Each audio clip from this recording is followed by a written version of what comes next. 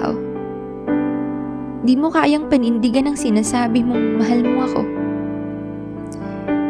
Ano ba ako sa'yo?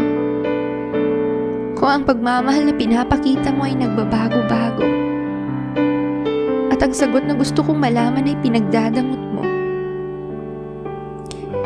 Nagugulahan ako sa mga pinapakita mo. Di ko na alam kung saan maniniwala. Sa puso ko ba na mahal ka?